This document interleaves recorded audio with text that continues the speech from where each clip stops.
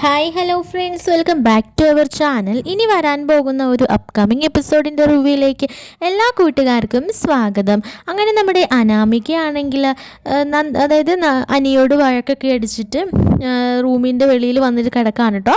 മനഃപൂർവ്വം ഒരു പ്രശ്നം ക്രിയേറ്റ് ചെയ്യാൻ വേണ്ടിയിട്ടായിരിക്കും അനാമിക വന്ന് കിടക്കുന്നത്. അതായത് അനാമികയ്ക്ക് കൊടുത്ത ഗിഫ്റ്റ് നയനയാണ് സെലക്ട് ചെയ്തതെന്ന് അറിഞ്ഞു. അതുപോലെ തന്നെ ഇവരുടെ മണിയറയാണെങ്കിൽ നയനയാണ് ഡെക്കറേറ്റ് ചെയ്തതെന്ന് പറഞ്ഞ് അതേ ചൊല്ലിയായിരുന്നു നമ്മുടെ അനിയമ്മയും തമ്മിൽ വഴക്കടിക്കുന്നത്.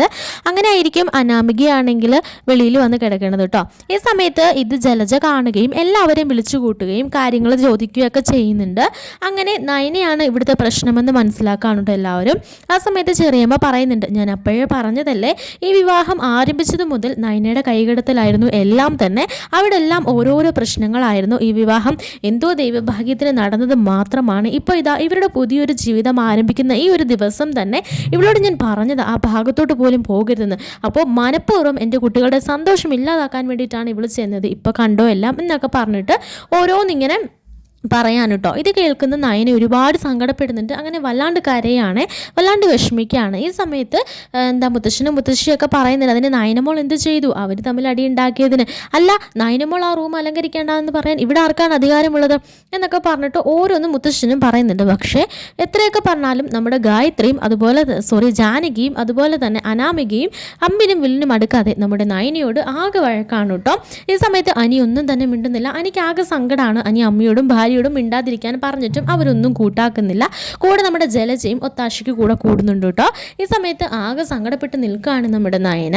ആ സമയത്ത് നയനയ്ക്ക് സപ്പോർട്ട് ചെയ്യുന്നുണ്ട് കേട്ടോ. ആദി പറയുന്നുണ്ട്, നിങ്ങൾ തമ്മിലുള്ള പ്രശ്നം റൂമിനകത്ത് വെക്കേണ്ടതാണ്, അല്ലാതെ ഇങ്ങനെ പബ്ലിക്കായിട്ട് നമ്മുടെ വീട്ടിലുള്ള എല്ലാവരെയും അറിയിച്ചുകൊണ്ടല്ല നിങ്ങളുടെ പ്രശ്നങ്ങൾ കാണിക്കേണ്ടത് എന്നൊക്കെ ഇങ്ങനെ പറയാനും കേട്ടോ. ഇവിടെ ആരും തന്നെ പ്രശ്നക്കാരല്ല. നയന ആ റൂം അലങ്കരിക്കാൻ ഞാനും അനിയും ഒക്കെയാണ് അവളെ നിർബന്ധിച്ചത്. അതുകൊണ്ട് നയനയെ നിങ്ങൾ ഒരിക്കലും കുറ്റം പറയല്ല. പിന്നെ ഈ വീട്ടിൽ 3 മരുമക്കളുണ്ടെങ്കിൽ 3 മരുമക്കൾക്കും തുല്യ അവകാശവും അധികാരവും ഒക്കെ തന്നെ ഉള്ളൂ. ആരിലും മികച്ചവരോ വലിയവരോ ഒന്നും തന്നെയില്ല. പിന്നെ പണം അത് എപ്പോഴും ഒന്നും എല്ലാവരിലും നിൽക്കുന്നതല്ലല്ലോ. ഇപ്പം നമ്മൾ കോടീശ്വരരാണ് എന്ന് പറഞ്ഞാൽ ഏതൊരു നിമിഷം വേണേലും ഈശ്വരൻ അത് തിരികെ എടുക്കേണ്ട ഒരു അവസ്ഥയും വരും. പിന്നെ എല്ലാ കാര്യങ്ങളും എല്ലാവർക്കും അറിയാമല്ലോ എന്നൊക്കെ ഇങ്ങനെ പറഞ്ഞ് ആദ്യം നയനയ്ക്ക് ഒരുപാട് സപ്പോർട്ട് പിടിക്കുന്നുണ്ടെങ്കിലും അതൊന്നും ആരും വകം വയ്ക്കുന്നില്ല കേട്ടോ. എന്നിട്ട് ജാനകി പറഞ്ഞത്, ഇപ്പം നീ നിൻ്റെ ഭാര്യയ്ക്ക് വലിയ സപ്പോർട്ടൊക്കെ ചെയ്യുന്നുണ്ട്, നിൻ്റെ ഭാര്യ പറഞ്ഞത് നീ കേൾക്കുള്ളൂ, പക്ഷേ അതൊക്കെ ഞങ്ങൾക്ക് അംഗീകരിക്കണം എന്ന് പറഞ്ഞാൽ അത് നടക്കുന്ന കാര്യമല്ല. ഇന്ന് തന്നെ നിങ്ങൾ കണ്ടോ, ഞാൻ പറഞ്ഞതിൽ എന്തെങ്കിലും വ്യത്യാസം വന്നോ? ഇവളോട് അലങ്കരിക്കല്ല എന്ന് പറഞ്ഞു, ഇവള് അലങ്കരിച്ചു.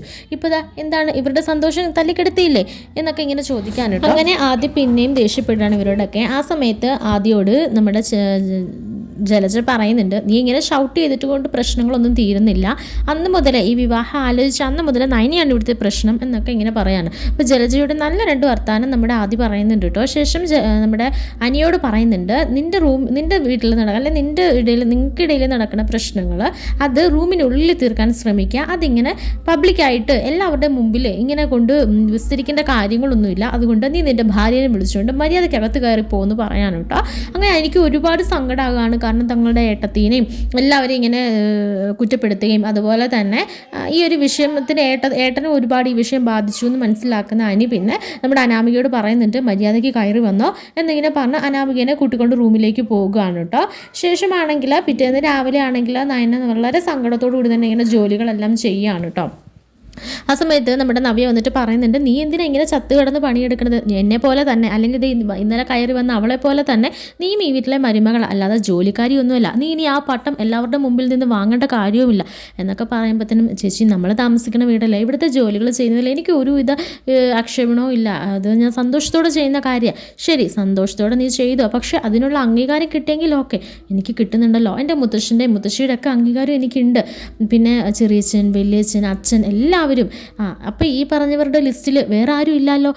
നിൻ്റെ ഭർത്താവോ നിൻ്റെ അമ്മയോ ആരും തന്നെ ഇല്ല. അതുകൊണ്ട് നീ ഇനി നിൻ്റെ കാര്യം കൂടെ നോക്കിയിട്ട് നിൻ്റെ കാര്യങ്ങളിൽ കൂടെ ശ്രദ്ധ കേന്ദ്രീകരിച്ചിട്ട് മാത്രം മതി മറ്റുള്ളവരെ സേവിക്കല് എന്നൊക്കെ ഇങ്ങനെ പറഞ്ഞു കൊടുക്കാനുണ്ടോ. ശേഷം നമ്മുടെ നവ്യയ്ക്കും ആകെ സങ്കടമാകാണ്.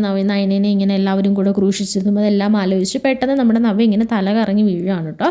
ആ സമയത്ത് പെട്ടെന്ന് ദേവയാനിയും അതുപോലെ തന്നെ നയനയും കൂടെ നവ്യനെ ഇങ്ങനെ എടുത്തുകൊണ്ട് ആശുപത്രിയിലേക്ക് പോവുകയാണ്. അങ്ങനെ പെട്ടെന്ന് തന്നെ അവർ ഹോസ്പിറ്റലിലേക്ക് എത്തിക്കുന്നുണ്ട് കേട്ടോ. അങ്ങനെ ഹോസ്പിറ്റലിൽ ചെന്ന് മരുന്നൊക്കെ എടുത്തുകൊണ്ട് വരാൻ പറഞ്ഞാൽ വേറെ കുഴപ്പമൊന്നുമില്ല, പെട്ടെന്ന് ടെൻഷൻ കയറിയതിൻ്റെയും അതുപോലെ തന്നെ ശരീരത്ത് ആവശ്യത്തിനുള്ള ബ്ലഡ് ഇല്ലാത്തതിൻ്റെ ഒക്കെ ഒരു തലചുറ്റലാണ്, പേടിക്കേണ്ടതായിട്ടൊന്നും തന്നെ ഇല്ല എന്ന് പറയാണ്. അങ്ങനെ മരുന്ന് വാങ്ങാൻ നമ്മുടെ ദേവയാനിയും അതുപോലെ തന്നെ നയനയും കൂടെ വരികയാണ് കേട്ടോ. ഇതേ സമയത്ത് തന്നെയായിരിക്കും ഹോസ്പിറ്റലിൻ്റെ വാതിക്കൽ മറ്റൊരു കാറ് കൂടി വന്ന് ഇറങ്ങണത്. അതാരാന്ന് ചോദിച്ചാൽ നമ്മുടെ ആദിയും ശ്വേതയും ആയിരിക്കും കേട്ടോ. ഇതേപോലെ തന്നെ ശ്വേതയെ തലകറങ്ങി വീഴാണ്. അങ്ങനെ ശ്വേതനെയും കൂട്ടി ആദ്യം എത്തുകയാണ് കേട്ടോ.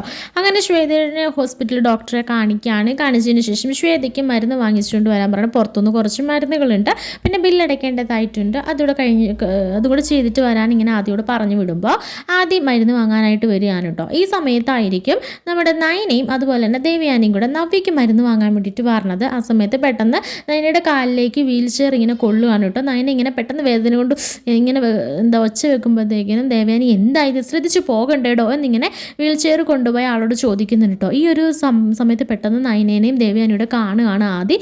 ഇവരെന്താ ഇവിടെ, എന്നെ ഇപ്പോൾ കണ്ടാൽ പല ചോദ്യങ്ങളാകും, പല കാര്യങ്ങളാകും, അതുകൊണ്ട് എങ്ങനെയെങ്കിലും മറഞ്ഞു നിൽക്കണം എന്ന് പറഞ്ഞിട്ട് പെട്ടെന്ന് അവിടെ നിന്ന് നീങ്ങി നിൽക്കുന്ന കാണിച്ചുകൊണ്ടാണ് കേട്ടോ തമിഴിലെ ഇന്നത്തെ ഒരു എപ്പിസോഡ് അവസാനിക്കുന്നത്. അപ്പോൾ ഇതിൻ്റെ ബാക്കി ഭാഗം നാളെ എന്തായാലും ഞാൻ അപ്ലോഡ് ചെയ്യുന്നതായിരിക്കും, കാണാൻ മറക്കല്ലേ.